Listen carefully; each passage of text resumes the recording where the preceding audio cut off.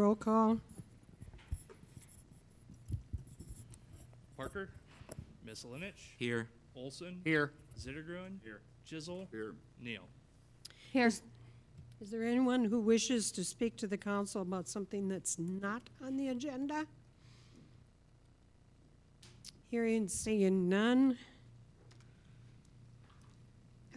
Upper Explorerland wayfinding presentation, Aaron Dieter.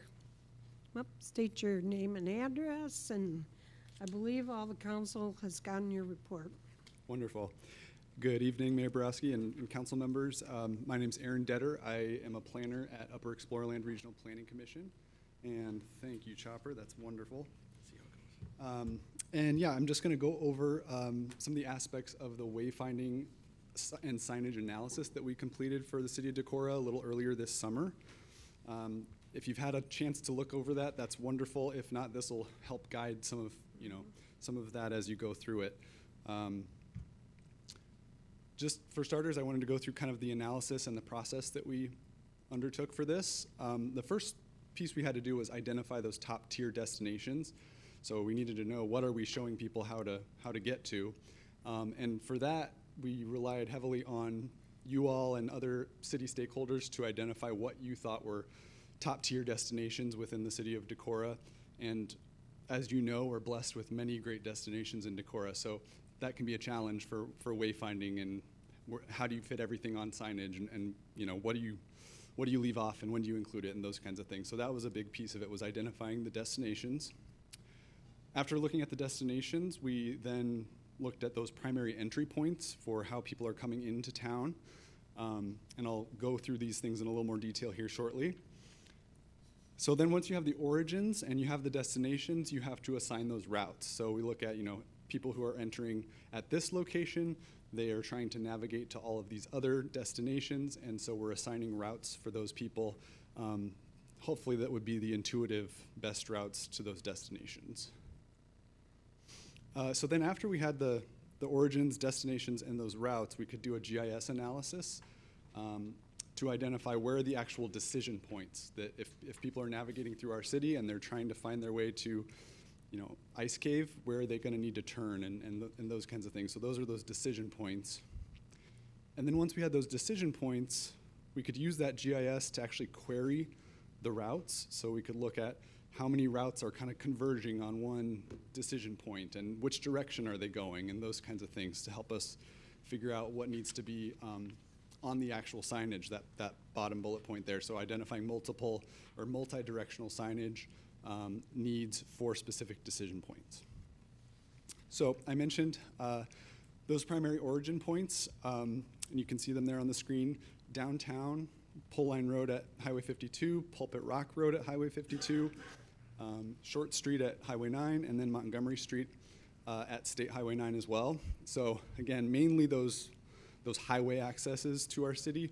You can see also under Pole Line Road at US Highway 52, Locust Road kind of functions as an addition, sort of an ancillary entry point on those routes. So those are those origin points.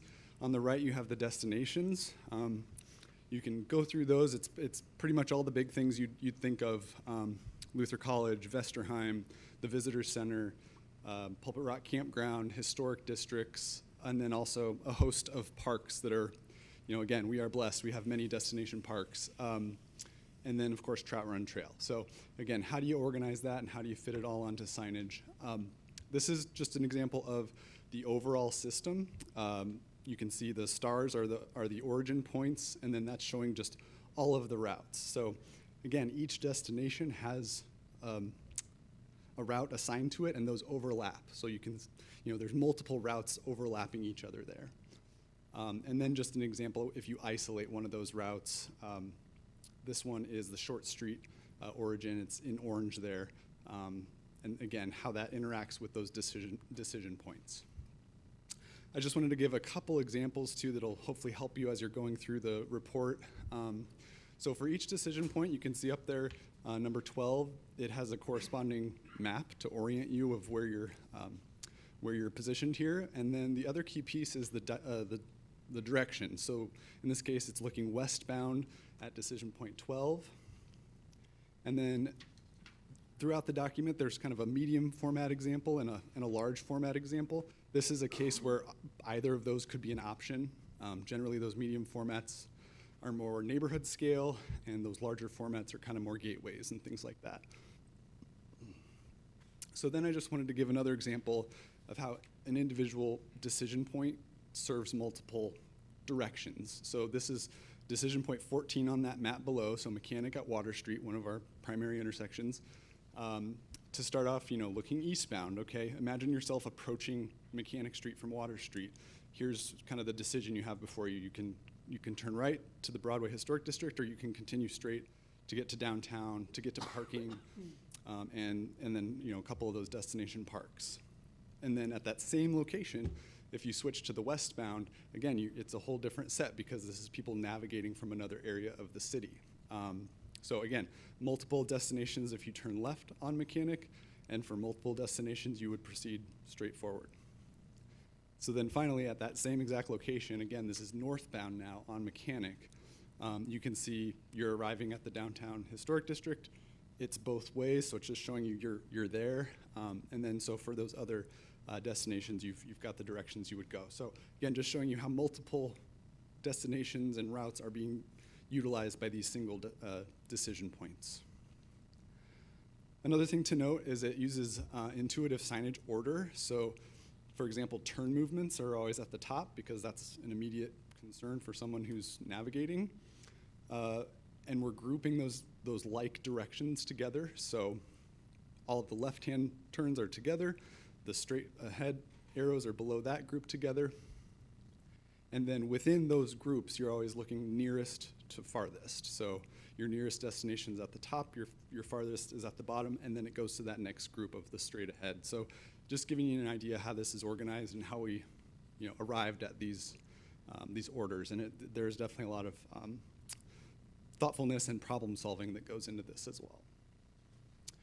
And one of the last things I just wanted to point out to you is that throughout the system, there's destination nesting. So the further you are away from some things, they might be grouped together or nested. So this is just an example of how that kind of looks in some situations. You've got waterfall and ice cave together on one panel. Later on, they're separated out on two panels as you get closer to those destinations. Similarly, historic districts, later on you're going to see Broadway and downtown separated out. And then also destination parks further along the line, you're going to see those broken out as well. So just a few kind of bullet points on how you might use the report. A key thing to keep in mind is this could certainly be useful to locals and kind of giving them ideas of what they might want to do or where they might want to go, but it is primarily intended for visitors. So keeping that in mind, that this is for people who don't know our community, how do we help them get where they want to go? And mainly that it's a template for you as a city to use if you're going to pursue any wayfinding signage to show you, again, that organization and orientation of which signs and directions need to go where at different intersections. And really the design of those signs would be fully up to the city. That's not the intention of this report, although we do present it in a format that could be usable by the city. And the city can customize. If you feel like this is an overwhelming amount of destinations and you want to isolate a few key ones, you certainly could omit. That's at your discretion. And then lastly, this is the core wayfinding system, useful to all different people using our streets and sidewalks, bicyclists, drivers, pedestrians. But if the city wanted to, there could be further analysis that could specifically identify bicycle or pedestrian routes that would cater more to those needs. But again, this core system is really useful to any of the users in our city. So with that, just if you have any questions, I'm happy to answer those, or concerns, or comments in general. Otherwise, thank you. Yeah, as I looked through it today, it's very complete and organized, and I was impressed with everything that was laid out, knowing that it would be options for the city depending upon how much they wanted to use or didn't want to use, because I think when I ended up, there were like potential of 45 different signs throughout the city. Mm-hmm. So, Yeah. but, And similarly, you could prioritize certain routes over other routes. If you say wanted to only focus on, Short Street and, Pulpit Rock Road or something like that, you can do that as well, which we'd be available to help you, whittle that down to the correct routes and signage that you want. So Okay. this is kind of the all-encompassing version. oh, go ahead. Oh, I was just wondering, thank you for the report, by the way, and for the work that you did. Do you know how often, like, I would anticipate, everyone's first reaction is, but people use Google Maps. But my anticipation is behind these signs is when people don't know what to look for, right? They come to our town and they're like, oh, yeah, oh, wow, there's a waterfall there. Mm-hmm. How, is there sort of a data analysis of, like, if we want people to see the features they might not already be looking for in Decorah, right? How often do they need to see it? How big do the signs need to be? Like, is there some data guidance in terms of what would attract people to signs that they might not know what they're looking for, so they see it Sure. and they're like, oh, I want to go here? Mm-hmm. Yeah, great questions. I think, again, to an extent, there's that kind of larger format, smaller format for, more neighborhood settings versus like thoroughfares and gateways and things. But I guess I would say one of the key concepts with wayfinding is to not leave people hanging. So it might seem like a lot of signage, but if you're telling someone they need to go right here to get to X, Y, Z, you need to keep telling them where to go to get to that destination. So you're absolutely right. Of course, people are using their phones and digital maps and those kinds of things. And yeah, I think it absolutely, if the city pursued this, it would serve, that purpose of just orienting visitors and kind of giving them ideas. Like you said, they might not know, oh, there's an ice cave, what? Like, whatever. They're just in town for something else, not related. So it's also just that visitor experience and kind of organically maybe deciding where they want to go, or they have a general idea of where they're headed, and this is going to help them get there. So Go ahead. No, I have a funny. I just can't resist saying it. I mean, are we going to say, like, Wall Drug, 420 miles away? I needed to insert that. I know. This might be a question for Travis or Mike too. I don't know, but what are the next steps? I know we've been sort of looking forward to this report for some time. I want to make sure that we don't just mothball this, and so like, how do we proceed as a city with taking the next steps? Budget allocation. So the plan would be to send this report to sign vendors, get some rough estimates on what costs would look like for full implementation. Then we could, of course, scale back from there, pick pockets on what areas council wants to focus in on based on the dollar amount. And staff is counting on doing that. Is that okay? I guess I hope that as part of any work we do with sign vendors, we also conduct a pretty rigorous analysis of our current signage with an eye towards minimizing, simplifying, and reducing some of the signage that this would make redundant. I know that this is something that Randy and I have agreed on before, that we could maybe use a sign diet downtown. I know that that's the wrong thing to say when we're proposing a bunch of new ones, but I don't think we should put these up in addition to everything that's there. I think that this should consolidate a lot of the information that has been piecemealed together over the decades. Didn't we do a sign diet? No, as much as I would agree, how many people notice the dangerous intersection sign that's on Montgomery Street as you approach the intersection with water? Everyone, right? You all see it? No. But you need to be deliberate with signage, very intentional. There are, a number of posts that we have that might have 5 or 6 different signs on them, where, as Aaron pointed out, you have to be cautious of the way or cognizant of the way you order them on there, because especially if you're looking at vehicle traffic that's trying to look at the signs that are on all these posts, they're catching maybe the top 2 or 3. So I think a sign diet is a great opportunity for the city, not just to be more deliberate about the signage we post, but also on the maintenance side as well. Yeah, save some money and don't pollute people's. I mean, we have so many beautiful things to look at. It'd be a shame to cover up most of it with signage telling people things that are told in other ways in other places. So I hope you're taking this as encouragement to to proceed with both together, because I haven't heard anyone on council say that we need every single sign in town to stay where it is, so.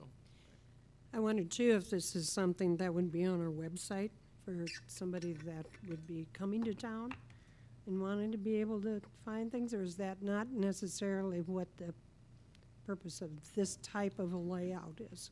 I think a visitor might struggle to use this as a true map Okay, to identify. We'd have other tools that we would focus on for that. okay.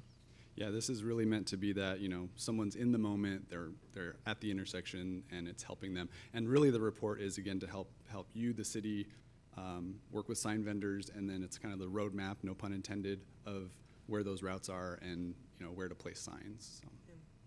But yeah, to your point, Stephen, it was, you know, there's some spots in the report that do show, like, okay, you could consolidate with the existing scenic byway sign or those kinds of things where, like, you could kind of put that, you know, together. So there's definitely, you know, this would be a time to think about some of those things and perhaps remove signs that are redundant, or, you know, you as a council determine you don't want anymore.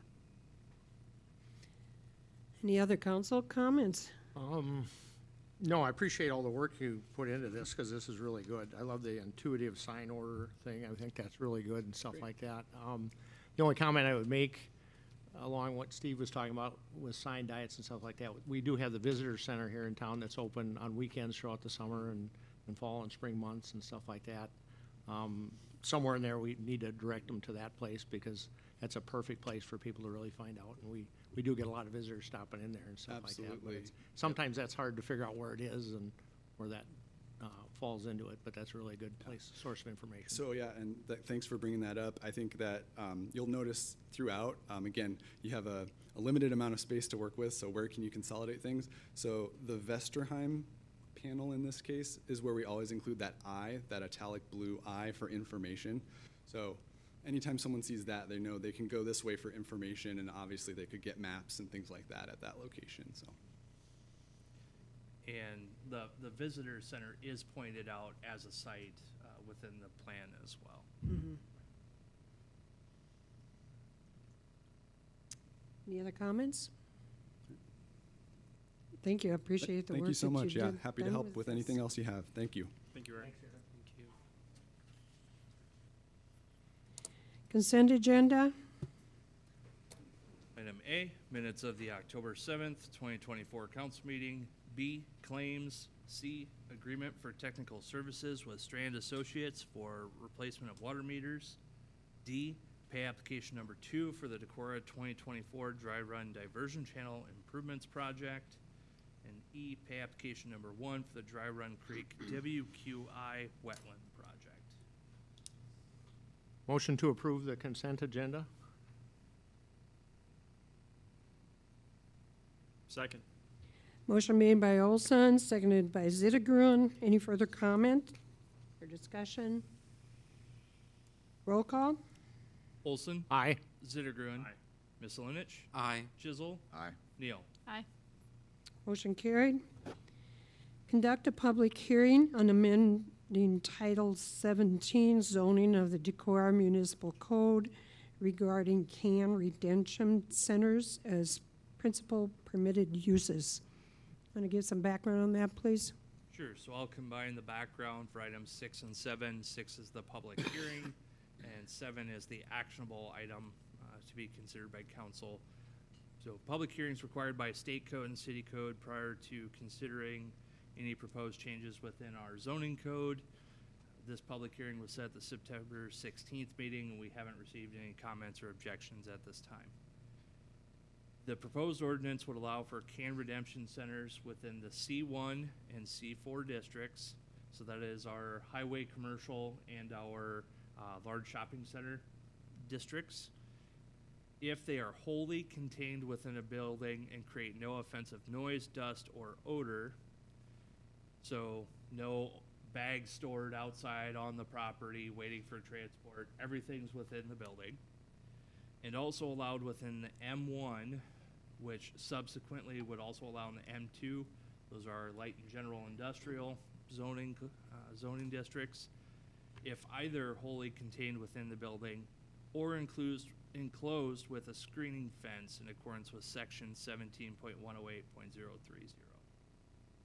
Planning and Zoning Commission has recommended approval of the proposed ordinance. Okay, that being said, I'll open the public hearing. Is there anyone who wishes to speak to this item? Hearing, seeing none, I will close the public hearing. Consider ordinance on amending Title 17 zoning of the Decorah Municipal Code regarding can redemption centers as principal permitted uses, first reading. I move the ordinance.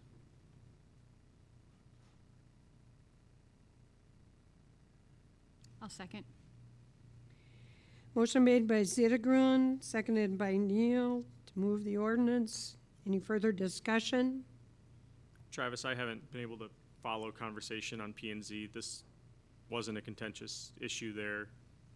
Neighbors, no. community members haven't spoken up with concerns. Right, they didn't have any public comments, either written or at the time of their hearing, and was I believe it was 6-0. It was a unanimous decision. I think they were missing one at the meeting.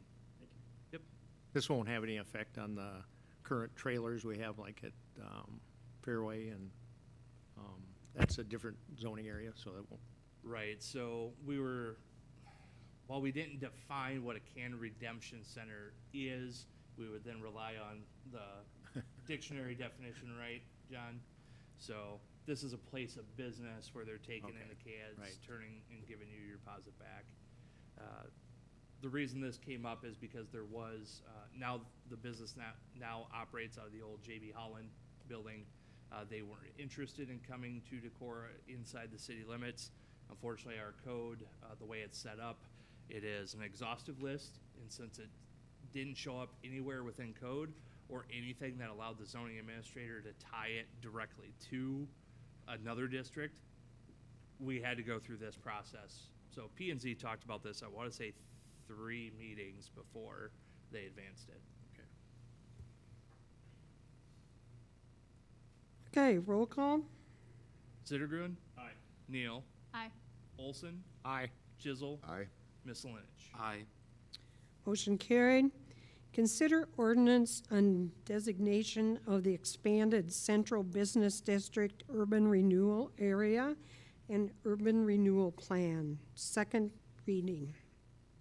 Okay, so as council recalls, excuse me, the plan itself is established by resolution of the council, and that's already been adopted. The first reading of this ordinance has already been approved.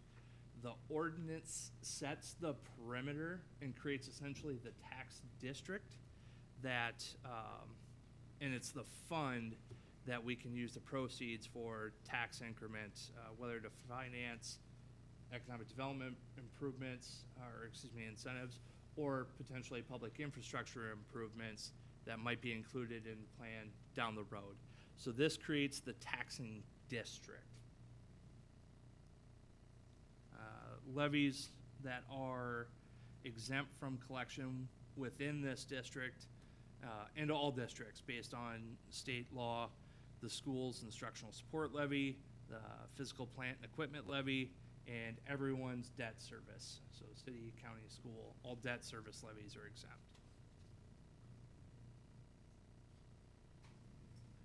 Motion to approve the ordinance? Second. Motion made by Olson, seconded by Neal. Any further discussion? Roll call. Olson, Aye. Neal, Aye. Zittergrund, Aye. Chisel, Aye. Miscelinich. Aye. Motion carried. For the second reading. Consider ordinance on designation of the Decorah East Side Residential Urban Renewal Area and Urban Renewal Plan and Project, second reading. Okay, same general background as the previous item. This creates the taxing district. Again, same levies that would be exempt. This area, everyone's able to identify our central business district because that's a zoning classification. This area, as a reminder, would be east of Davden Road, north of Highway 9 as you're heading east out of town. So east of essentially our existing city limits, there's High Point East, additions 1 through 3 that currently sit up there. Those are all county. And this is an area that's being proposed as High Point East, 4th edition, which is inside the city limits.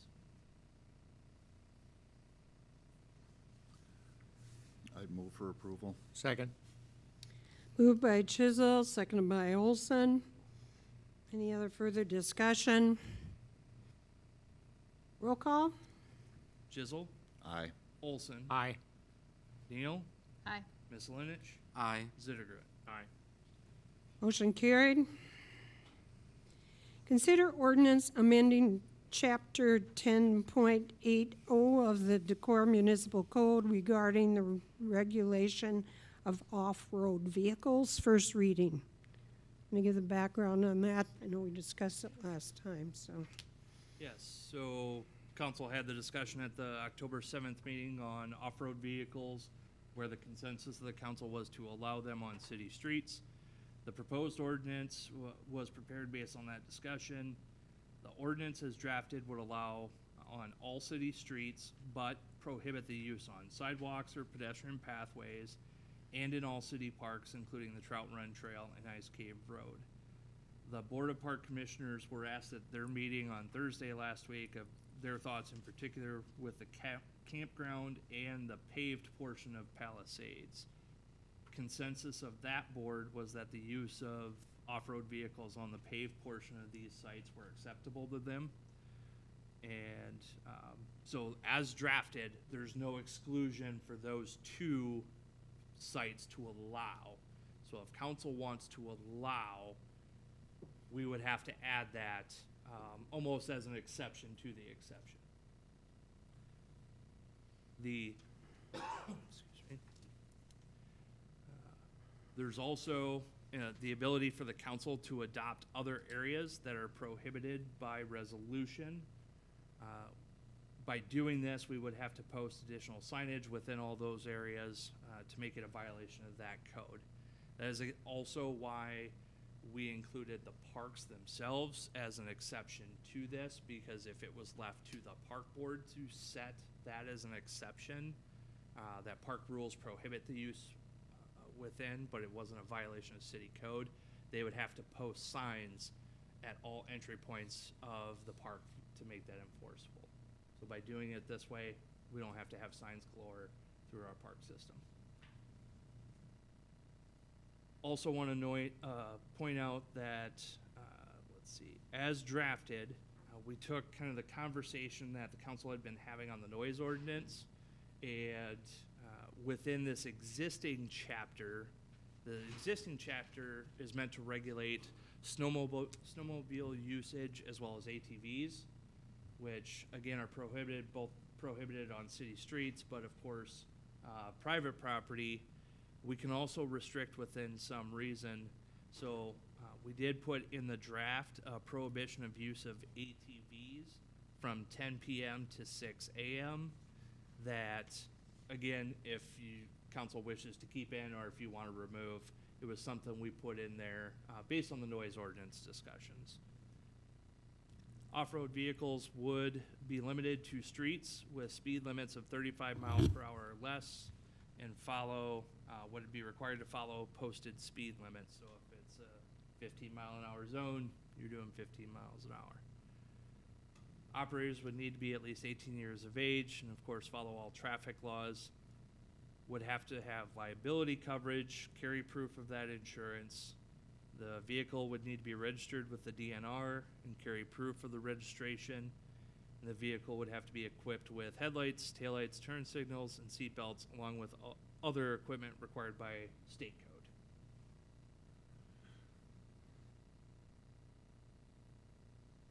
Okay, just to be clear, ATVs are not allowed. It's just the side-by-sides.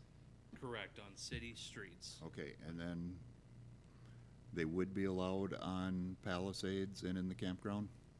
As drafted, not currently, but Park Board had their meeting As Thursday drafted night. in this, they're allowed. As drafted, they are not allowed. So if council wants to make them allowed, we would have to just tweak that language to Okay. say And the park board's on board with allowing them? correct. Because Just current the- language, just to clarify, Just the sorry, paved portion, though. per, Yeah, right. Yeah. current language is they cannot be in city parks. Correct. So what about Phelps? So Phelps is a street.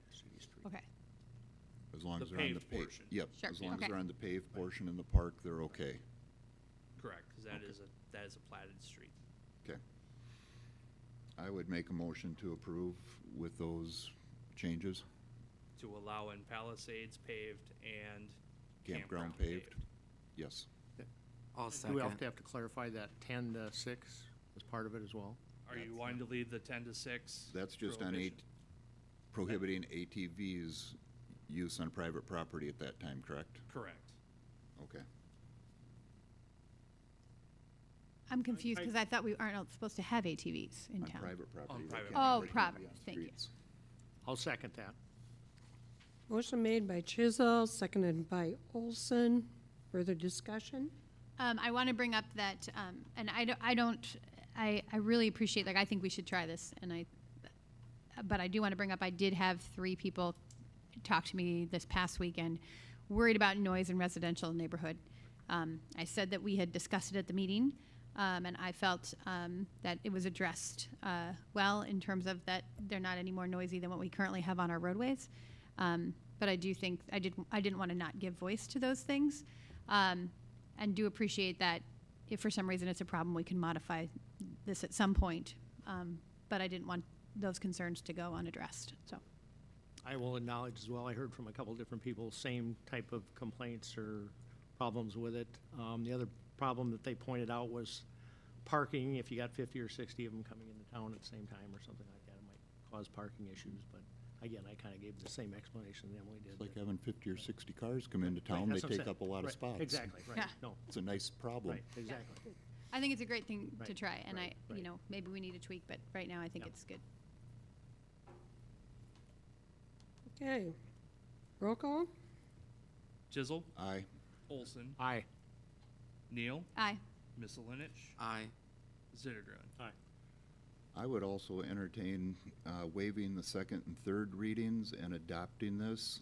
This past weekend, they had, we don't Sorry. have 6. We don't have 6. Okay.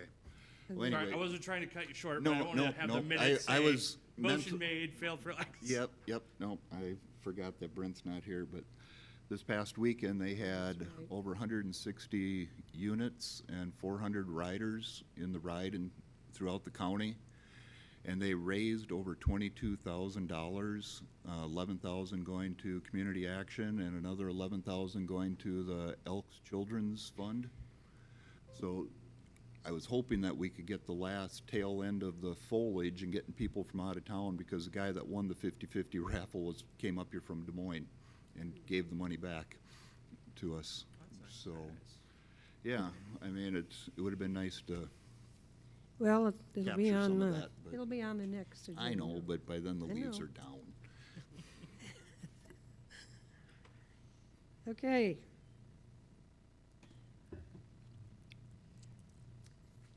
Considered C3 design permit for the Get Up at 212 West Water Street? Okay, City Code Section 1504040 states that Historic Preservation Commission will review a C3 plan design application when we receive it and provide an advisory recommendation to the Planning and Zoning Commission. P&Z then shall review the application for conformity with the regulations and standards in Chapter 15.04, and either approve or disapprove the application submitted to council. The application submitted by the Get Up is for replacement of an unused door opening with a window upon approval, and then at a later date would also like to replace the existing steel door with a new commercial door and window. And again, this project is on the rear of the building, so on the north alley side. Historic Preservation has reviewed the application and endorsed the project, and Planning and Zoning recommends approval. Make a motion to approve. Motion Second. made by Neal, seconded by Olson. It certainly would clean up in that back alley and be more presentable, I think. Yeah, I appreciate the people that are willing to take on these type of actions to improve their buildings, and both on the street side and on back alley side. Any further discussion? Roll call? Neal, Aye. Olson, Aye. Misselinich, Aye. Zittergruen, Aye. Chisel. Aye. Motion carried. Consider site plan for Truck Country of Iowa at 2329 Millennium Road. Can you give some background on that, please? Yes. The city's received an application from Truck Country of Iowa for construction of a facility at 2329 Millennium Road. City code requires a review of the proposed site plan by the Planning and Zoning Commission and make a recommendation to the city council. Staff identified some items of note with the full letter in Dropbox as filed 012E, but staff recommends that any approval be contingent upon the items below. I'm first going to read through these because there are some updates that have been received, and then at the end I will restate what the contingent upon, because it's now a little different. And is the item that's in the Dropbox right now, is that the updated? So 12E, we 12E. don't update the letters from the initial I gotcha, okay. site plan, Okay, I understand. but we did receive additional communication from the applicant to provide clarity, so Okay. some of these are no longer contingent. Okay, I understand. So item A was sidewalk shown along an extension of Prosperity Road west of Millennium Road. No water main or fire hydrants are shown, but there is storm sewer pipe and intake basins. The scope of the work on West Prosperity Road was a question that we had, and we wanted that clarified. So at the Planning and Zoning Commission meeting, the scope was clarified that the street, sidewalk, water infrastructure would not be upon the applicant, but would be upon the potential future development of the property owner. However, the stormwater intakes and the basins are necessary for the site plan, so that is within the scope of work for this site plan. Current property owner is shown as Decorah Jobs. It would need to become property of the applicant, of course. Site plan needs to show a utilities easement for existing city water main and private utilities in the former Highway 9 right-of-way. Right-of-way and other labels need to be shown that are listed as TBD in the submittal letter. That's Dropbox file 012D. And then applicant's engineer needs to confirm airport transition zone heights. I'm assuming that hasn't been done yet because it'll be a submittal with FAA probably, and that's going to take a little bit of turnaround time. Yeah, I think we can formalize it so you have a written response. We know Right. the building is okay. Right. And we know some streetlights on the highway side will need to be shortened. Mhm. But otherwise, I think the building is fine. And then, as a note, there's a sign identified in the site plan which will need a sign permit from the zoning administrator. Again, I touched on, we did receive clarification. We know that based on the proposed height of the building, it appears to be fine. We'll request FAA grant that clearance. But Planning and Zoning Commission recommends approval be contingent upon items B, C, and D that were just listed. So again, that is, they become the property owner. The site plan will need to show the utilities easement that used to be the former Highway 9 right-of-way, and the rest of the other labels need to be listed. And then applicant's engineer needs to confirm that transition zone heights. Motion to approve the site plan for Truck Country, contingent on items B, C, and D. Second. Motion made by Olson, second by Chisel. Further discussion? Roll call? Olson? Aye. Chisel? Aye. Zittergruen? Aye. Neal? Aye. Misselinich? Aye. Motion carried. Consider site plan for Quandal Investment Properties at 709 Washington Street. You know, there's in the Dropbox, but Yes. So there are a couple of large-scale drawings in front of the mayor there. Electronic copies have been submitted. The only thing that a hard copy exists that electronically was not provided was shaded portions to show what would be landscaped and seeded.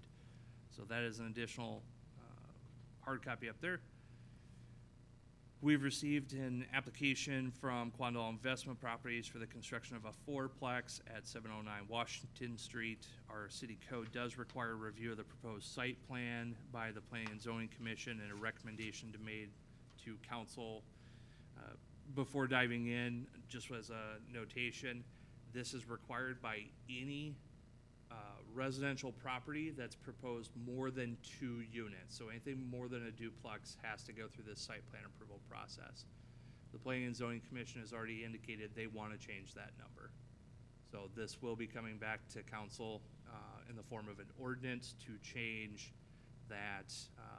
I believe they've talked about a fourplex or below would not have to go through the full site plan submittal. You would still be required to do a building permit, but not a full-blown site plan. So upon the initial receipt of the site plan, there's a full letter in there, Dropbox file 013C, that identifies a few items of note. Staff does recommend that any approval be contingent upon the items below. And again, there's some update to these since the Planning and Zoning Commission. Site plan, item A, site plan should be updated to show all requirements of 17.36.050 and 17.36.060. Can you say what those are? Yeah, so they are a huge litany of, so the bulk of what, this is how I'm gonna preface this.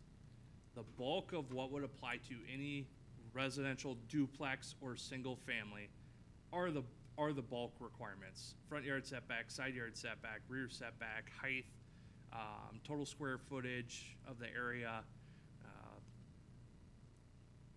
I'm gonna grab it so I can make sure I run through the list and don't leave anything out. But those are gonna be the most applicable one for a residential project like this.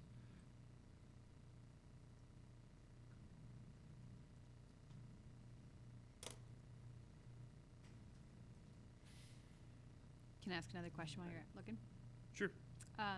Okay, so there's no garages, but there are they could build one if they wanted? Is that because it said there are off-street parking stalls, but what's the difference between, well, hold on. 3 questions in one, right? There are garages. There are garages. Okay, then what are the garages? So Are they not marked? the applicant is present, but they're tuck unders, right? No? It's just a simple slab on grade Oh. fourplex. Each unit has a 2-stall garage. Oh, okay. It is on the site plan. I kind of thought that's what maybe what the big squares were, but then I was like, maybe they're not garages because it said garage approaches are compliant. Okay, great. So on the garage approaches, that was item B that was noted as well, that there were no labels on the driveway. That has now been identified. It is flexible Okay. pavement, so asphalt for the drive, concrete approaches for the garages. does that mean that coming from the street on, it would be The gravel? street on back into the property would be asphalt, and then off of that stretch up to each individual garage is concrete. I've got you. And it is identified now in the new site plan that's been updated in Dropbox. And the one that's Does laying here in indicate it front of on me. there. Yep. And then, so 1736.050, name of all persons having interest in the property, legal description, point of compass, scale and date, the applicant's name, plan, land use, present zoning. Let's see here. Name and address of the person who prepared the site plan, but that's on there. And then, so that's 050. Then on 060, It says, property boundary lines, dimensions, total area of the proposed development, that's on there. This is the one that we've run into in the past, especially on projects of this scale. Contour lines of the proposed development at intervals of not more than 5 feet if substantial topographic change is proposed. Now, in the past, on scales of projects of this scale, we haven't viewed these to be substantial topographic change. Availability, size, location, capacity of existing utilities and proposed utilities. Architectural theme of the building.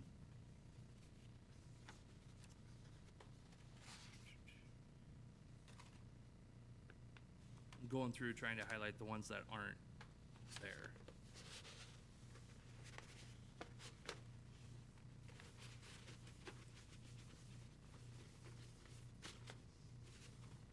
Can I ask one more question? Yep. Right in? Okay, so my understanding is they come off Washington Street and then there's like a driveway and then they go into each unit. The wall that looks out on Washington Street, that won't look like a front of a house, I'm assuming? Or it'll look like a side of the unit? Yeah, it'll have several windows on the side of it, Okay, you know, so it'll look like the front or side of it. Yeah. okay, sort of like there's another house down the street that also has sort of the side, but they have a nice window there and great.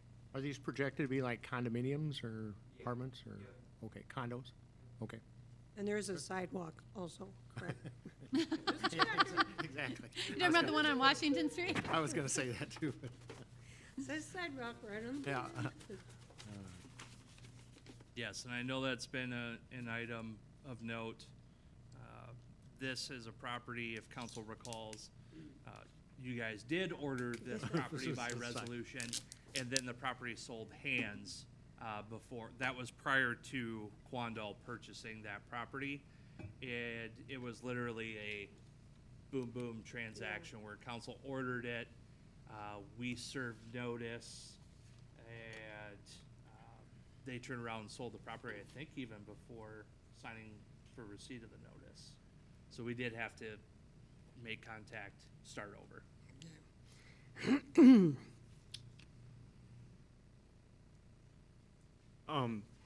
Just some general notes. I think, you know, we as a council have set increasing housing in our community as our top priority.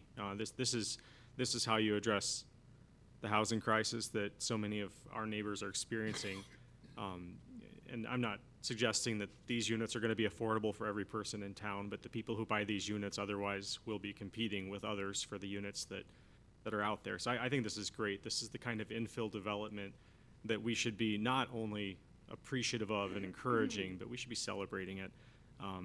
Because this is infill development that leverages infrastructure we already have and we already take care of. It adds taxable value to our community. It makes our community more walkable and more enjoyable, and it makes room for more neighbors in this great place. So I want to thank the investors and developers for making this project happen. And when I look at the site plan, you know, something else I see are ways in which I think we can continue to be hard at work as a city government to do even more to remove barriers to this kind of important work in the community. You know, we did talk about parking. These are units located right in the heart of our town. Lots of people who live in places like these might want to be one-car families or even zero-car families. Our code requires there be 2 stalls, I think, per unit. Is that right? Am I making that up? For a 2-bedroom, these 2 or 3, 2. So it would require 2 at a minimum, plus there is a total square footage of the development would require additional as well. Gotcha. So I guess. This has 4 per. So it's 4 per. That's what's shown on the site. Right, plan. because there's the 2 garage in and the front. 2 Yeah, front. yeah. And I'm not, it may be that the developers wanted to build 4 anyway. I don't know the answer to that per unit, but as a council, I do feel like the potential property purchasers and the developers are the people best able to make that determination. I think we saw another example of this in the site plan approval for Chuck Country, where I think Lindsay very kindly pointed out that there was some sort of overlap in what we were asking for in terms of how many parking stalls we were expecting out at the Truck Country site. I do think that as a city council, we ought to maybe take advantage of these two things as yet another spur for us to consider seriously whether we want to continue to burden potential developments with parking minimums that sometimes don't make sense and always make things more expensive. And again, the Quantos might have wanted to build units with 4 or 10 parking spots anyway, but I think that's a choice they should be making. Same things going on with setbacks here too. And I'm not saying that, every unit needs to have 4 times the capacity, but when we look at the site plan, we're seeing the results of the codes that we have enacted and that we enforce. And it makes housing in some ways more expensive to build, and I'd like to see us do even more than we have. Is that a motion? Do you have a motion on the table? Oh, All right, I move the site plan. I'll second it. He stole my thunder. I was also gonna say, Motion made by Zittergren, seconded by Neal. Discussion? I was just gonna say, this is a great design for that space, so I really appreciate it. And I'll just pass along that when the neighbors found out, well, it's my area, right? And they're like, oh, Quandale, they build great stuff, so, thanks. Well, it's a good example of what can be done Yeah. if you have lots that need to be either looked at, I should put it that way. Any further discussion? Roll call? Zittergrun? Aye. Neal? Aye. Chisel? Aye. Miscelinich? Aye. Olson? Aye. Motion carried. Consider resolution approving final plat for the proposed Phi Cole subdivision. I'd like more information on this one. So this is another one of those pesky, what we lovingly refer to as subdivision lights. So the whole intent behind this subdivision plat is just to create a new property line down the center wall of a set of duplexes owned by Fry and Cole. So the final plat for the property is already platted in Decorah. It's been split before, and so that is creating the need for another final plat, because Iowa code requires anytime you subdivide a parcel into 3 or more through subsequent divisions, you need to have a subdivision plat. So there is a letter that does list a number of where this plat is deficient on submittals. However, there's no public infrastructure associated with this. The whole intent behind this subdivision plat is simply to set a new property line down the middle of the building.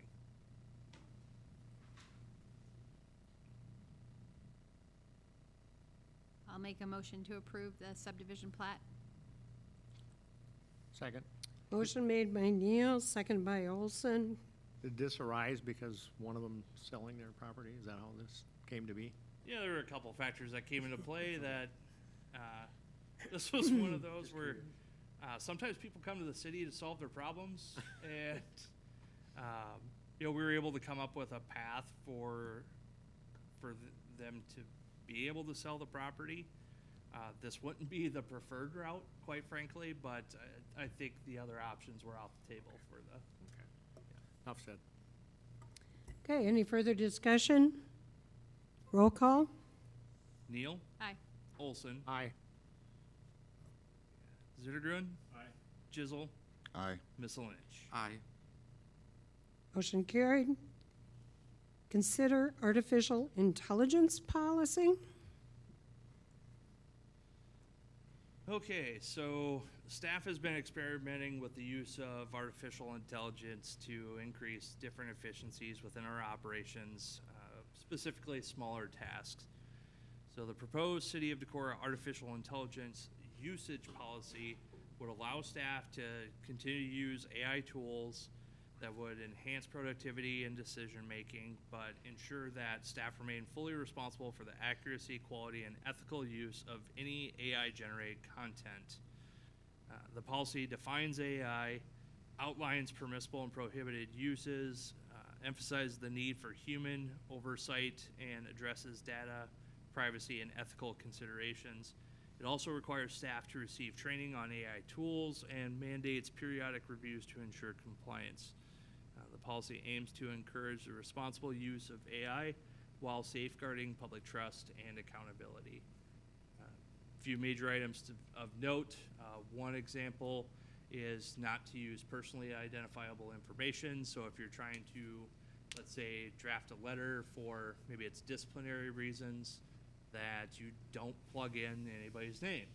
And so that's one example of what this policy is meant to outline in detail.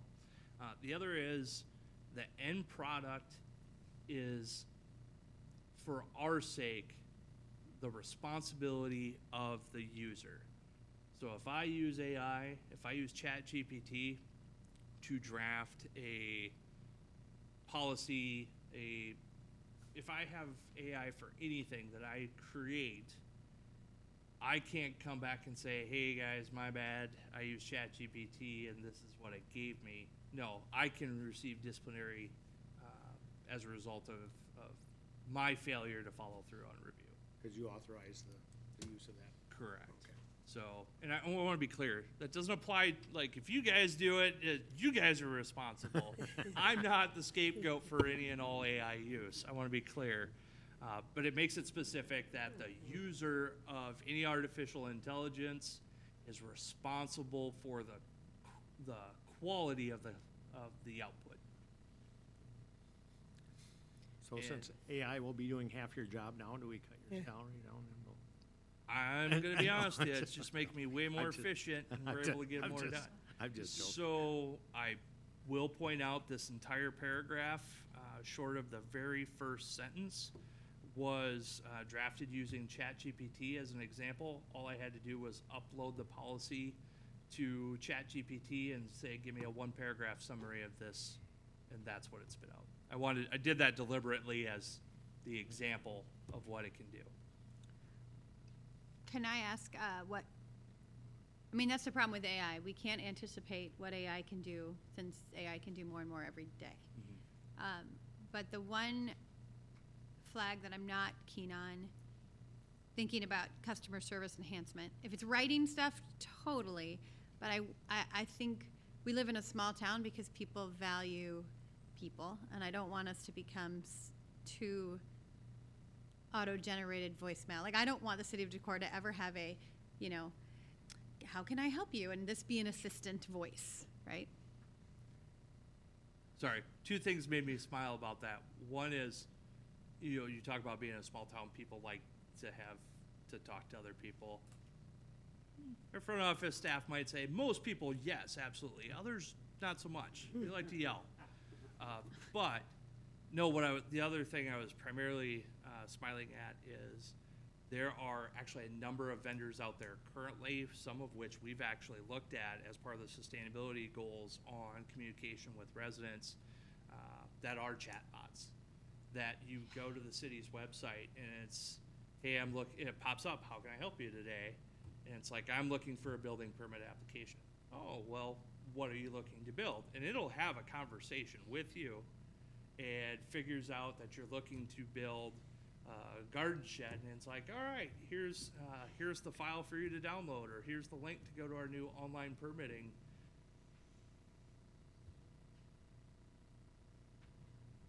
While certainly having people to talk to, it's still something we have available and able to offer. There are also plenty of people out there that don't like people and don't want to talk to people. So for the introverts out there, we'd like to be able to give them possibly some options as well. But I agree with you, AI, it's advancing so quickly, who knows what it's gonna be in a year from now. That's why in the policy I did put that this is reviewed annually, so that as things come up, if we have to put additional safeguards in, if council says, you know what, we're gonna actually prohibit the use of AI, please, for the love of God, don't, though, on writing like simple, even responses to emails is a great starting point. It is a huge time saver and does create a ton of efficiencies, allowing us to do other things to achieve council's goals. I do wonder about, you know how we think about in sustainability, writing a local purchasing goal, right? Or we write a climate goal, right? Because we think about the kind of world we want to live in. I do think when I think about AI, sometimes it is like, they talk about all these things that AIs can do at grocery stores. You no longer need people, you can drive your carts out. But I look at a world where I don't want AI to replace the jobs that people have. I do want to safeguard in the city this idea that we need a balance between what AI can do more efficiently for us and how we become such a mechanized city that we don't value the connections, whether or not people like people or not, right? We're a small town, and I kind of want to maintain the integrity of what that means. So I guess I will voice my thoughts on that. Grammarly, couldn't live without it, right? Writing, that's another thing. Like, there are lots of tools in which they do this. Monitoring systems, of course. And it's hard to know the line, right? Because we're going to put in water meters that we're going to not need someone to go and read meters. So there are these lines, but I think it's important to have the discussion up front about what does that mean when it starts talking about job replacement, especially when it's customer service in a chat box. I don't have an answer. I don't have an answer. John will appreciate. I was with my father this weekend talking about all of the ethics and how the laws haven't even been written to monitor this stuff yet. And so I always am someone who thinks about the precautionary principle and why unleash something when we're not quite sure of the consequences as of yet to certain things. Except that first part, that, looking for words, looking for writing. Oh, Pretty yeah, much but that's kind of what this is. I don't know it see, isn't. I know that it It's just could broad. lead to more, but you're also reviewing it in a year. And, I don't think we would get rid of a staff person unjustifiably. No, I get Because it. of the AI. I'm just voicing my Okay, precautionary principles and belief that if our policy is too broad, not that we're going to jump into it in a year, these are just other things we want to consider. I like the idea that we're gonna experiment with use of it, and I like the idea that we're gonna bring it back every year and relook at it to make sure that it's fulfilling the needs we want it to and not something different. you make a motion? Yeah, I'll make a motion to approve.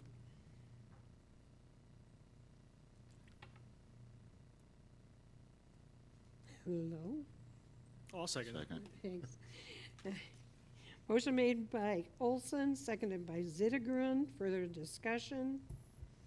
Travis, how do you decide when an administrative policy needs council imprimatur and when this is something that you, as the chief of staff of the organization, can simply say, this is what we're doing? Because a lot of the things in this policy are things that I would hope that the people who work with you in the city already have heard from your leadership, that you own anything that you turn in, whether or not a chatbot wrote it. Like, that seems pretty straightforward and basic. So, like, why is this before council and not simply Yeah, something largely that you're this is promulgating? sorry. No, it's okay. Largely this is an awareness. Another administrative policy that, I hate pointing at this as an example because this is the example I'm going to give should be approved by council. But like the flag policy is listed as an administrative policy, but that is a council's policy decision. I agree with you. This is much more managerial type policy and doesn't necessarily need council to bring it. I personally like to bring ones before council when it's a public awareness type issue or potentially something that could get as high as a potential termination type if there's a violation of that policy. Yeah. All right. I mean, I'm grateful to have a chance to know what's going on with this, and it does seem, like I said, in a vacuum, this seems like a useful and straightforward policy that'll, I think it's even good for staff to just kind of know these are the expectations if we're using this powerful tool. I'm sympathetic to Emily's warnings that maybe in a vacuum this is a great policy. It's good when you can be more efficient with emails, and yet it's really important that people have human contact in their community. And sometimes, and for some of our residents, some of the only contact they have is when they call City Hall. And so I'm eager to ensure that we keep the human in Decorah even as we ensure we adopt a policy that equips our staff to do their work better. Yeah, I like it. Okay. Roll call? Olson, Aye. Zittergren, Aye. Chisel, Aye. Neal, Aye. Miscelinich. Aye. Motion carried. Discussion and possible action, council participation in union negotiations. Okay, so our current union contract runs through June of of 2025, and so we're set to begin contract negotiations here shortly. We still haven't heard back from the union rep yet on possible dates, but in the past, the chair of the personnel committee sat in and served. Let me look at my notes to make sure I word this the way I had it before, where they observed negotiations, but were primarily negotiated through administrative staff. So now that we no longer have the personnel committee and have that chair to fall back on as that kind of liaison to sit and hear how the negotiations went, to be a part of this broad negotiation when it broad discussion when it gets considered by council. You guys need to set who. It can be one, it can be multiple. My ask is that we do keep it less than 4, only because if it goes more than 4, we'll have to post as an official meeting, but then immediately go into closed session anyway, so nobody can't be there. So those are a couple things I would point out. I would anticipate, so our last full discussion, so 3 years ago when we negotiated the base 3 years, because we did have follow-up negotiation for wages only in years 2 and 3. But for the full contract negotiation, which went very smoothly, I believe, that still took at least 6 hours. This is, a full day of dedication. So putting that out there, if it is something you have an interest in serving on, I would anticipate at least a minimum of 6 hours and possibly 2 days of this. How, Oh, go ahead. what's the process for who might consider doing that? Or how would you choose, let's say if there was more than, Looks like 3. John might have chapter 26 pulled up. Chapter 20? Oh, 20. Oh, that's right. what's it, is that the code? Is that in the code? Iowa Code Chapter 20 is 20? the collective bargaining for Okay. public employees. And so, John, do you want to add/take over for anything? Well, it's up to the council who you want to appoint as kind of your liaison onto the negotiating team. And there's an initial public meeting that is extremely short that does fall under the Iowa open meetings laws.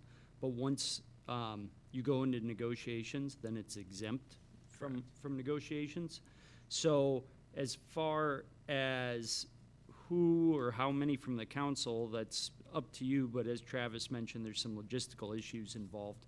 But ultimately, whatever is agreed to at negotiations is tentative because it has to come back to the council for final approval. But I think it's always good to have a little bit of sense from 1 or 2 council members about, are we on the right track? Yeah, if nothing else, it at least serves from an administrative standpoint another set of ears that can hear how the negotiations were going, so that when it is presented to council as a whole, of which several of you probably aren't going to be present for the full negotiation, to know that yes, this was a good product as a result of negotiation between the 2 parties. And previously, there were a lot more things they could negotiate for, which they cannot now. Is that correct? On the library side, so. Is that only on the library side? Correct. So there are now essentially 2 separate classifications for within that chapter 20. There's a public safety Okay. and a non-public safety. So the library members that are part of the union contract, their contract is essentially a page and a half, and it's wages, more or less. Okay, However, the rest of the unionized employees fall under the public safety portion because the percentage of police and fire is large enough to be considered in its entirety public safety. So they have much more negotiating power. When do you anticipate these negotiations to begin or have this? We've asked them told them we wanted to start in October, and we have not heard back from them. They do have a new business agent this year, so the longtime business agent that had been representing the AFSCME, that person has retired, so there's a new individual now. okay. We talked, and mean, I'd be very interested in serving on negotiations. Obviously, I can't with my job during the workday, and would ask that it was after the workday for several reasons. One, I don't think our staff should have to take personal time to negotiate either. So I guess if there's a way to have them after work hours, then I would be, even if it was 3 nights, willing to serve on a negotiating committee. If not, I'm obviously out. But I do think that it's, being on council is a position that's technically volunteer. These aren't full-time jobs. So it is hard to say to council, you're going to have to miss 3 days potentially of work in order to do this. Like, it's an important part of our job. I think negotiations, much like doing the budget, is one of the more important things. And I feel like the last sets of negotiations, there's been one council voice often in that room, and that's bothered me.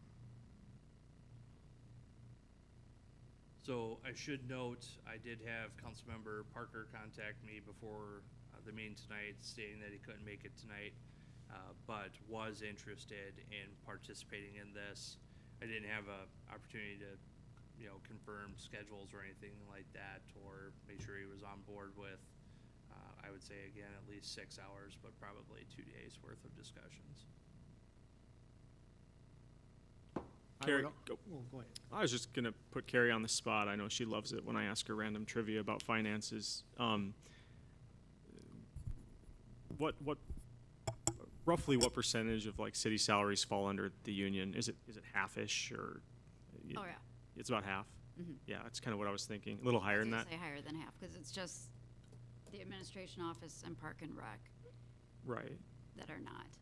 But also the exempt or the non-union salaries are tied to this. Is that, didn't we establish a policy that ties? So I think that maybe adds even more importance to there being,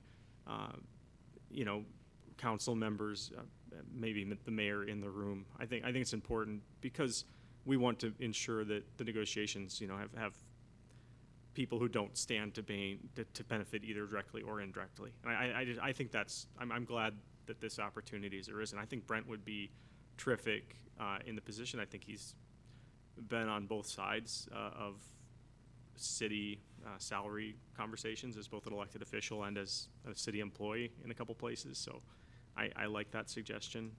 Randy, you've had experience doing this before. Are you interested in doing it again? I've never done this. I thought- Kirk I thought you did. Oh, it no, was Kirk. Kirk Okay, all right. Johnson did it, and Paul, did you do it a couple of times back in the day? Yeah. I thought you did it as part of your budget stuff, so I guess No, not. no, All no, right. I was not the personnel. It has been Kirk for 6 years.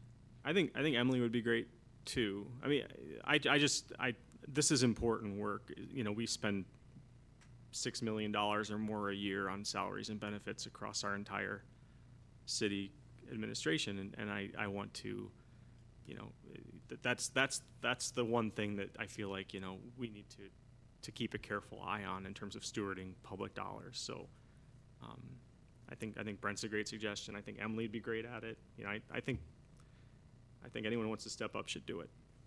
Notice I'm not Yes. volunteering myself. I was going to say, are you stepping up? I would be willing to do it, but I do think that there's plenty of council members who'd be great at this position. I mean, I would certainly be willing to participate as well. I was the union rep over at the post office for 15 years or so, but if Steve, Remember that if you're part. interested in doing it. Mayor, do you want to sit in on this? I have sit on them before, yeah. Do you want to sit in on this I one? think it depends upon how many of the council.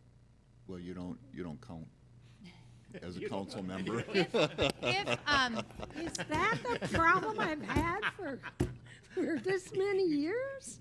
That I don't count? Well, really, actually, other than sitting there and reviewing it, some of it comes back to the council anyway, but How involvable would Emily be given her work commitments? Have you looked into this? I mean, I mean, I can't, I you have, just can't do it, or? I can't get off work to do Okay. it. I mean, what's the status of that? How would that work? Travis, any idea? Like, is it possible to That- do it after We haven't hours, made or- that ask. Okay. We could. but that, When has it been done Okay. in the past? Does that I mean, I see on Carrie's face too, this I don't know. total I don't think it'd be inconvenience popular. of. Yeah. I was gonna Okay. say, the other thing Then- too, is you're paying staff also to be there, not that that's. So staff get paid during union negotiations? We don't. No, they don't. We don't receive No. anything extra. No. But Okay. we would be there. But you'd have to be there.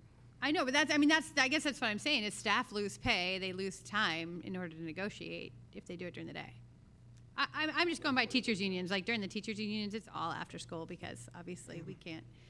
But, I guess if it is such an inconvenience that it can't be after, I would make a suggestion, actually, of Brent, Kirsten, and Steve in the negotiating team. I do think the more counsel, the better. In being frank, because I'm always frank, as I think about those three council people, they all have a very different eye and very different priorities, and all good, some competing interests there, and I think that's okay for negotiating our largest, essentially, budget priority. I would like to be able to as a council person, if negotiations are going on, I guess, is there a way that council member who are not in those negotiations can weigh in? And, like, we're stuck on this. Like, this is what people are asking, and So usually there is, back and forth throughout the day that it's, hey, we can agree upon this, but we got to come back on another item. So there's a lot of back and forth throughout the day. well, let me ask you this. Let's say that, again, just these tricky legal things. Let's say that public safety has an ask, and they want advocates, right? Or and as a council person, I'm thinking like, yeah, I totally support that. How do I get to have that voice in that meeting if I'm not there? I think you have to empower your appointee, who you Okay. appoint. I mean, that's what it comes down to. And then ultimately, it comes back to you to make that decision. And if you don't like what's been reached as a tentative agreement, they can go back and start the negotiations again. But otherwise, I would see it as being extremely cumbersome if we had to call. No, I don't mean call. I mean, I wanted to know legally if before negotiations start, if I can say, like, let's say that public safety lets us know, like, let me know what it is, right? Can I tell my council people, like, I think that this is important for our public safety people, so please support this in their ask.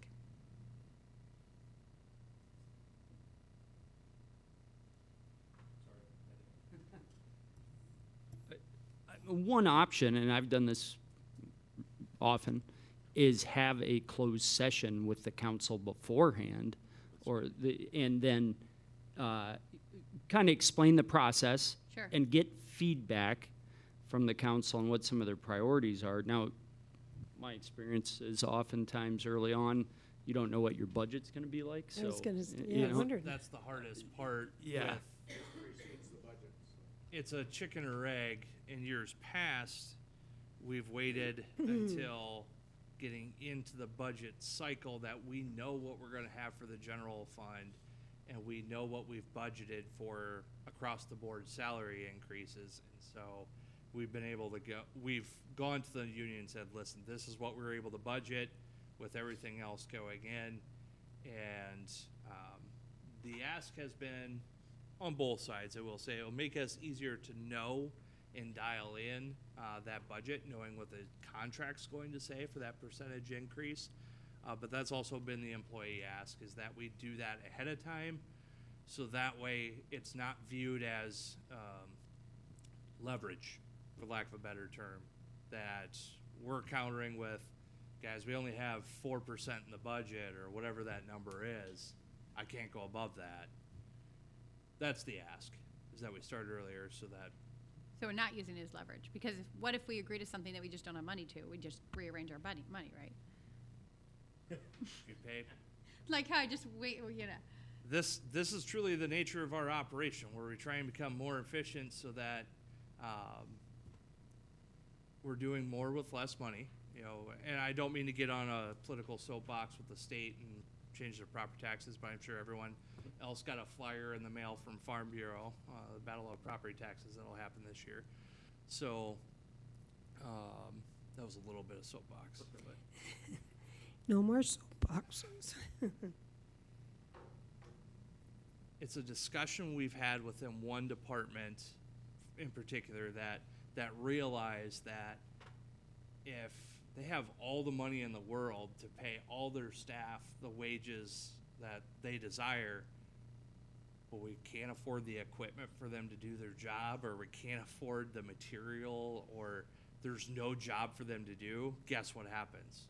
We no longer need the people to do the job. So that's the hard part of this union negotiation, is you've got to balance. Our employees are a huge asset and are a large reason for our successes here. But we also need to know that, or realize that we've got to pay for equipment. We've got to pay for material, because without that stuff, I've got nothing for them to do.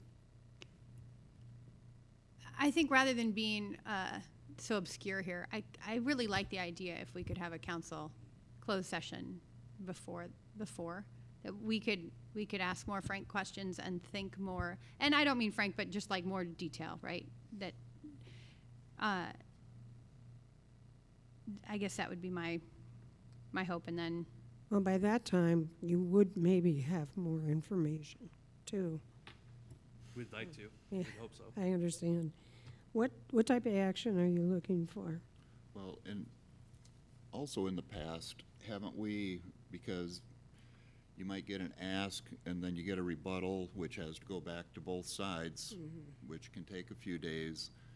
If I recall, we've had some emergency personnel committee meetings at 7 o'clock in the morning to catch everybody before work, Remember then? to give feedback to, this is what where we're at, which direction do you want us to go?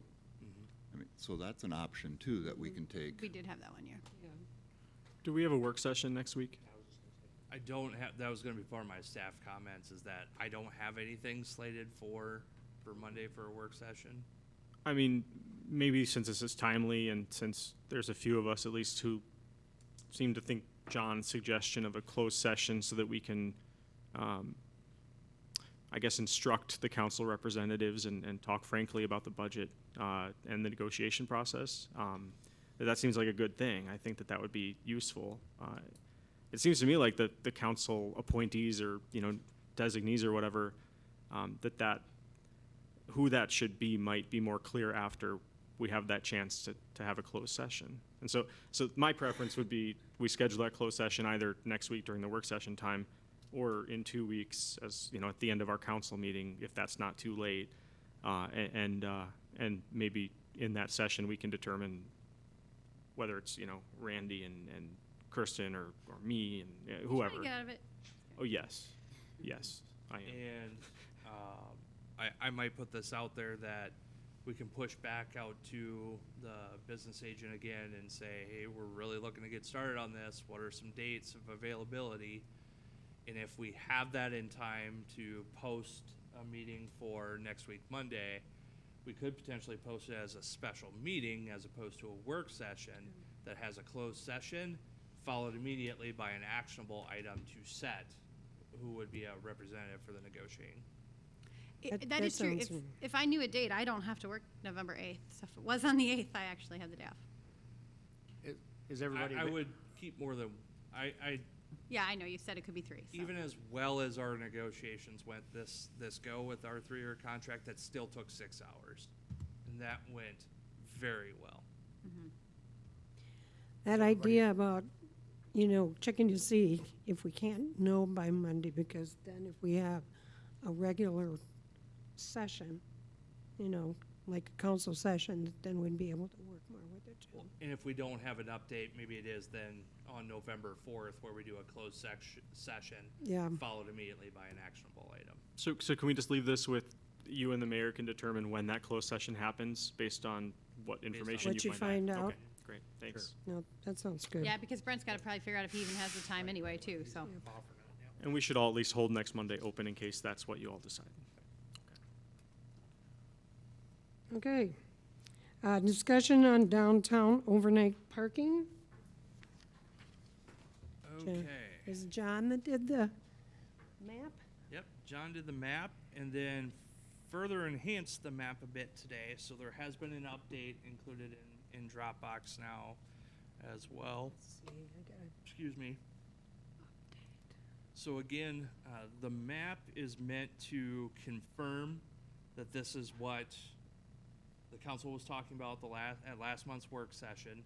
These are the areas that you want to see overnight parking allowed by permit, or continue with overnight parking prohibited. One area I do want to point out would be of West Main Street, west of Court. It narrows down considerably there. And within our downtown district, snow removal operations, anything more than, I'd say, 2 inches? Is that where we windrow and snow blow? About 2 inches? Yeah. So within that area, even if we still had alternate side parking in place and residents followed it, we're still not going to be able to clear that section during a winter snow emergency where we typically would, where we'd windrow and haul out. So another alternative that, should council want to pursue this, is we could look at amending our snow emergency ordinance. Excuse me, not the ordinance itself, but the ordinance allows for the council to establish different areas by resolution, and then we post signage. So that would be an area that if council says we want to allow permit overnight parking, that would be one that we'd want to, on a snow removal operations, we might want to actually just restrict that area, no parking allowed during a snow emergency.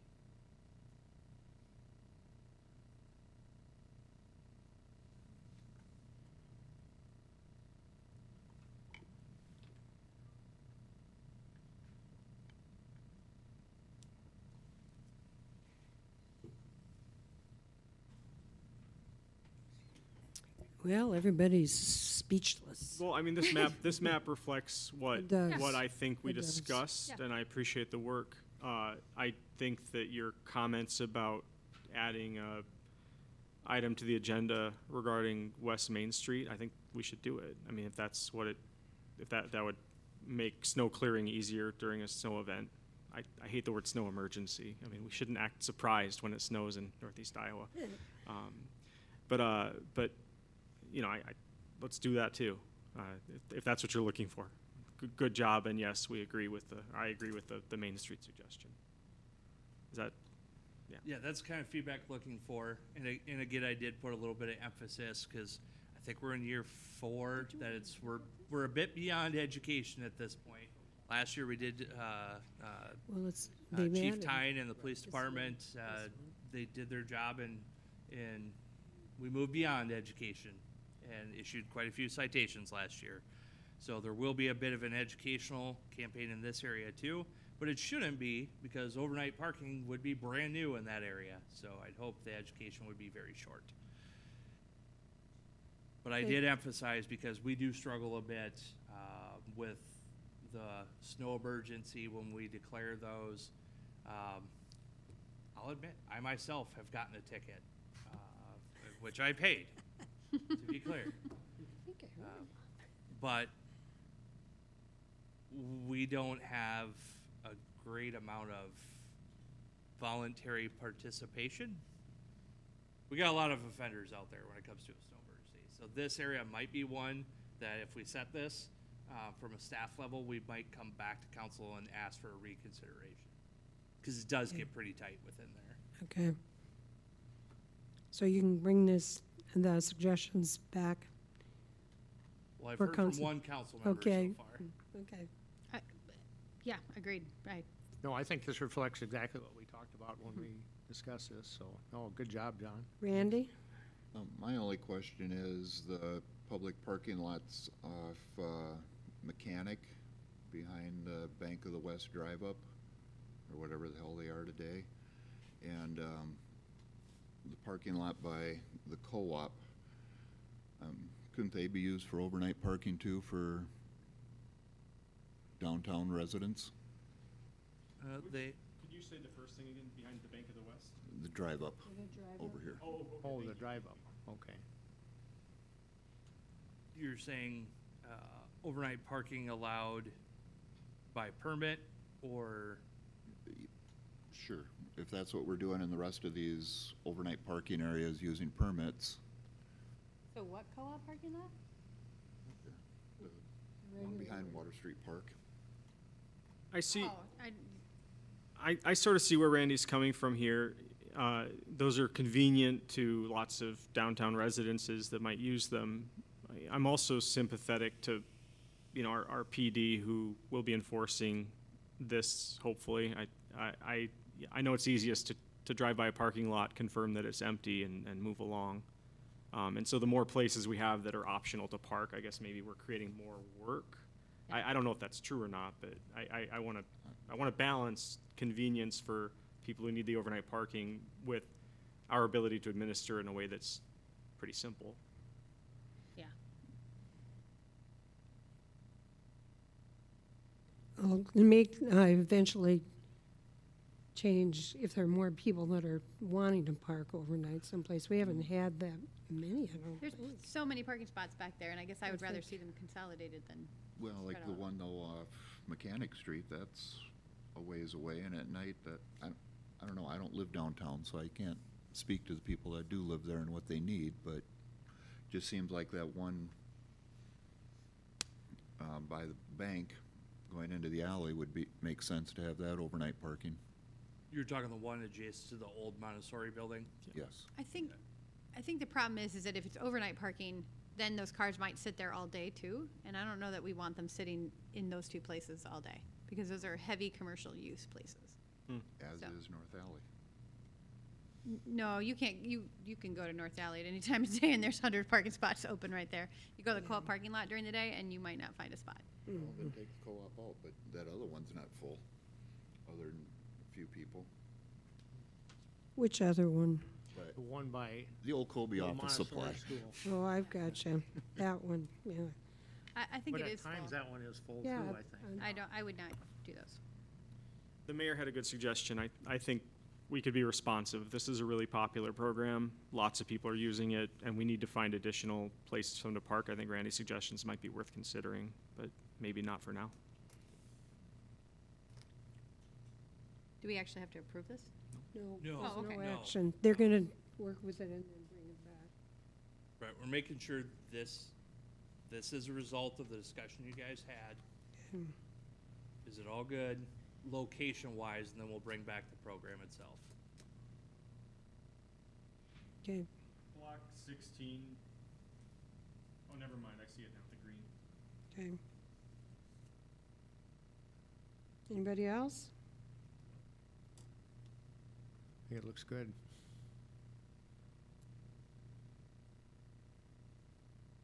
Okay. Discussion on chapter 2.22, Board of Park and Commissioners. Can you give background as to why this is coming back, please? Okay, so I did have council members request this on the agenda to provide, there were some questions asked on the park rules, and if council had the ability to adopt rules essentially on behalf of the park board, or that superseded the park board. And the short answer is no, unless any kind of code changes are made, because as code reads now, the park board approves the rules subject to council approval. So right now, you can approve what they recommend to you, but you can't create your own. Can you, I'd like to know the two council people that brought this back. Will the two You two council wanna mention people, it, or- yeah, I just want to hear from them. Kirsten, do you want to go first? Yeah, it came up as a result of, whoops, turn my microphone on. Came up as a result of this recent discussion the Park Rec Board has been having with, the mountain bike people up in Van Penen Park, as well as the people riding horses up in Van Penen Park. And it seems like, some of the rules that were put into place in Van Penen Park were done as a result of restricting some of these people from using it as horseback riding, which initially, that was the gift that this was given by Van Penens to the city to be used for, or one of the uses to be used for. So we kind of brought it back up as the idea of, is the park board overextending its authority in this area by restricting this? And should we take some action in regards to that, I guess? Yeah, I would echo Kirsten's sentiment on that.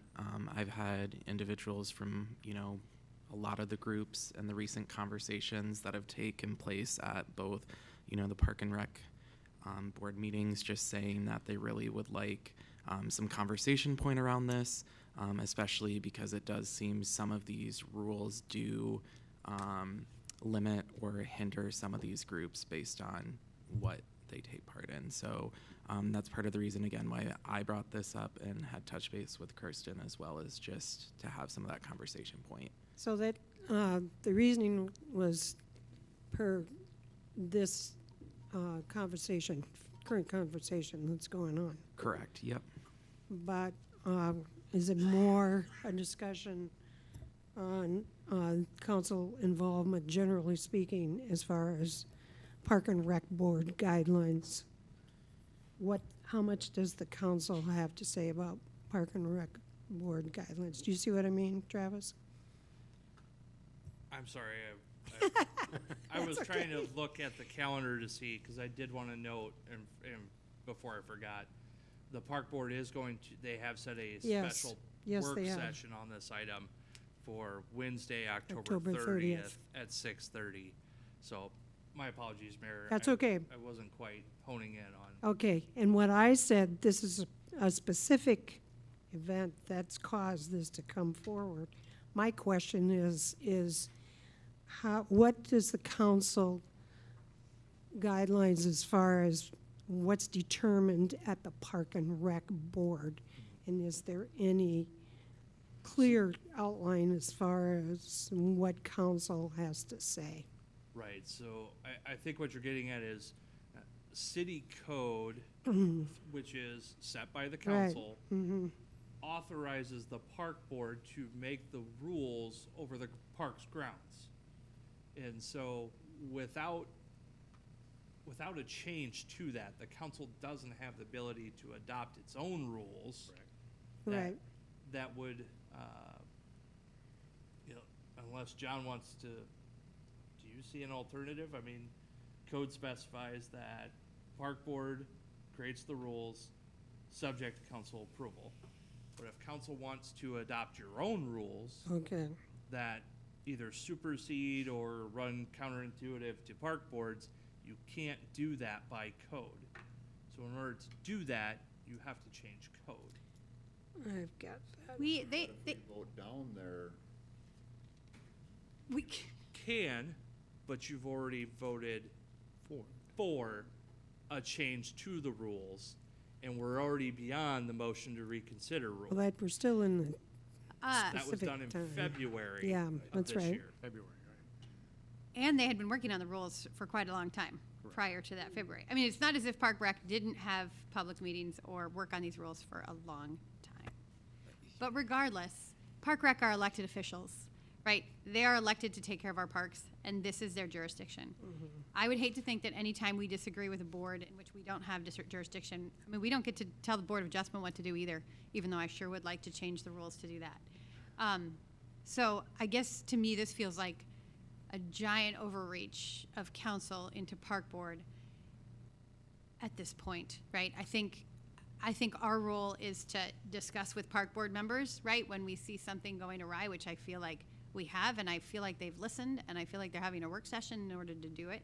I also think we all approve those park rules. So there is a certain amount of like, shame on anyone who didn't read them or see the problem. I understand that there is a problem, right? There is clearly something needs to be addressed in Van Penen, and I hope that Park Board will get into that. But to right now, before they've even had a chance to reconcile this, to say we're going to all of a sudden change city ordinances and you no longer get to do essentially what you've been elected to do, that seems a little putting the cart before the horse. No pun intended. Well, I think I see them. Okay. Got it. Okay. I think that, your statement of the fact that they are elected officials, and in the difference between, planning and zoning, those are appointed. Right. So I understand that.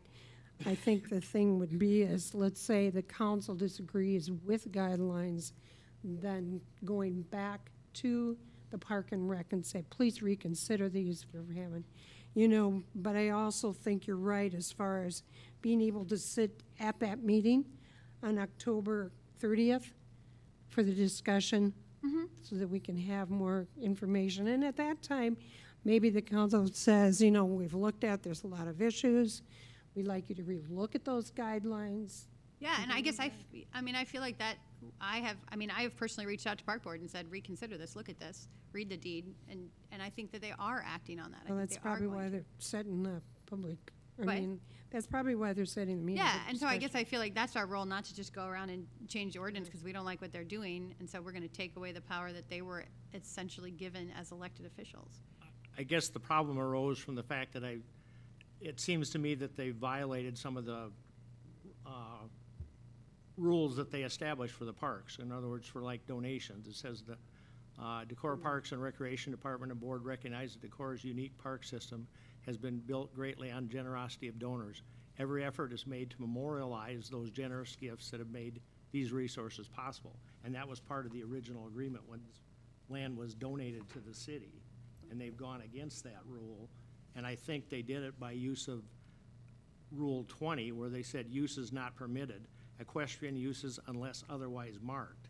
So they went around it in a different way to keep that from happening in that park. So, I think we can pressure them to say mark the trails, but I don't think we need to all of a sudden say you don't get to do the trails. I do think in terms of the deed, this made also an interesting discussion with a property lawyer, and I'm not going to know the case, but he did tell me to ask John, right? In terms of original deeds and property discussions, there was a case in Osage, this is going to ring a bell to you, John, about how if there is an original deed with an original intent, that intent actually has to be verified every so often. I don't have enough facts to be able to talk about it. But I don't think it's on us right now to discuss the intent of the deed or to strip Park Rec of their powers. I guess in my mind, our role is to express our concerns to Park Rec and let them rectify what they've done.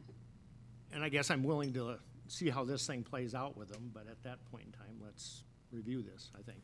Yeah, I feel like I appreciate kind of where Kirsten and Christopher are coming from, and certainly I find myself more sympathetic to Emily in terms of the fact that if the people of Decorah don't appreciate the park board's leadership, they do have the ultimate recourse at the ballot box, and that any issue that sort of happens with it, it's the people of Decorah's property, and they finally get to decide how it's used and enjoyed, and they have a pretty direct way to do that by electing park board representatives who are willing to enact the policies that they prefer. I think that we need to let October 30th happen. I think that we need to trust the voters of Decorah to elect good representatives who make good decisions, and mostly stay out of the way. It is complicated. I think that this maybe, in the end, should spur us to avoid, problems down the road by considering like a gift policy. Like that when we accept gifts, we need to be sure that we're okay with the strings that are attached. And maybe that hasn't always happened in the past, but we can probably fix that going forward. This is a messy situation. I think we let October 30th happen first before we consider even changing our codes so that we can direct the park board. And I do think we're making an assumption. I mean, we also have an email that essentially the donor said it's ultimately our piece of property and we can do with what we want to, correct? Right, they preferred no trails. We put in lots of trails. There's a lot of things in that. It's a letter, actually. Yeah, they also wanted primitive camping at Van Peen, and so are we going to do that too? Well, the one thing too is for council to be acutely more aware of what's going on with Park and Rec Board. I mean, we get reports, which that's what we, Yeah, I but mean, we need to read them. Sometimes maybe we don't absorb them like what. And I do think that there is the park rules don't discount horses. They just didn't mark where they need to go, and they need to rectify that. Okay, so we'll wait till the 30th to hear more. I'm willing. I'm fine Is with that that. with that, especially with the two that brought it forward? Yeah. I just would like to make a quick note. When we had the discussion about bringing this forward, that Park and Rec Board meeting had not occurred yet, or the meeting hadn't been set yet prior to I this got you. agenda I item. understand. Yeah. I understand. I appreciate you putting that in. And I would encourage council to write to Park Rec and tell them. I mean, Yep, you I've have a- talked to several board members, and I think they're open to rectifying this, so hopefully they will. Okay. We have an opening on the Decorah Human Rights Commission, Tree Board, and we will also have an opening on sustainability, as I received notice from Jeremy Lees that he will not be staying on the Sustainability Board. I have a series, I think there's maybe 5 people that in January their terms are going to be up, so I'm contacting the other ones as well, and he was on my list. City manager, department heads. The main thing I had was the work session. Again, we'll reach out to the union again to try and get those dates. If we get something in time that we're able to post an agenda and hold a special meeting on Monday, that's what we'll do for that 4th Monday of this month. The other thing I did, just to throw out there, Luther College, it might be preemptive, so please reach out to Luther for their announcement, but I was made aware. One of the reasons that at staff level we presented a complete streets policy was having several discussions with Luther staff on connectivity with the campus to downtown in particular, but the rest of Decorah as a whole. And so the adoption of this complete streets policy, as well as looking at bike routes, has been part of the conversation we've had. Luther was named, they received a silver designation for bicycle-friendly campus by bikeleague.org or something like that, a federal organization advocating for bicycling. So just want to point that out. Carrie? Christopher? Nothing tonight. Kirsten? Nothing as well. Steve? I just want to acknowledge the appointment of Brad Chamberlain as Luther College's next president, and excited as someone who represents a lot of Luther students to work with the new administration at Luther College to achieve a lot of our shared goals as city and college.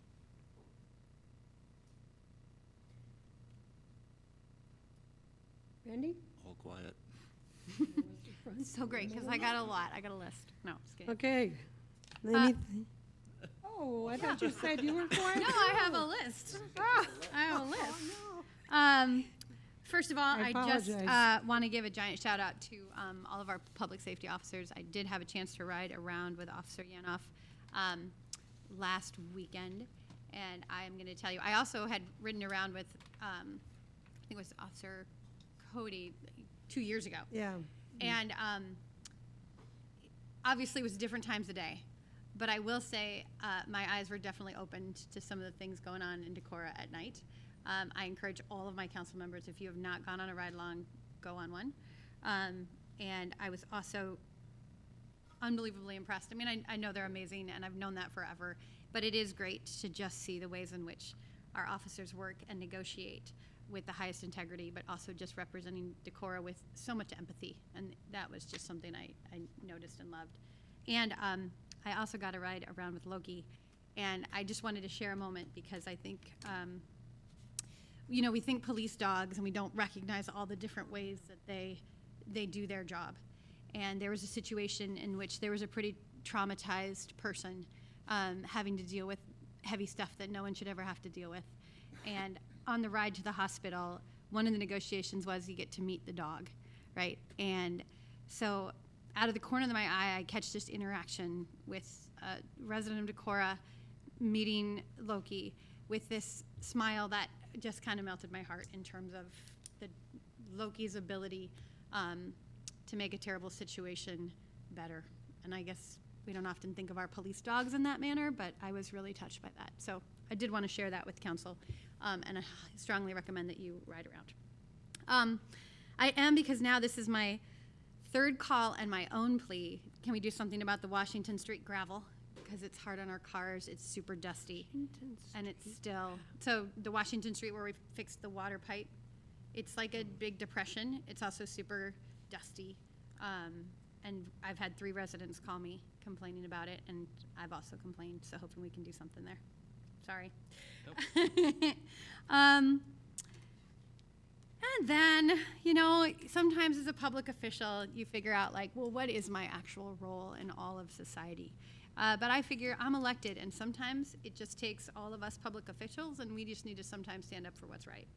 So even though I am a nonpartisan public official, we have a federal election coming up, and I feel it is my duty as an elected official just to make the following statement.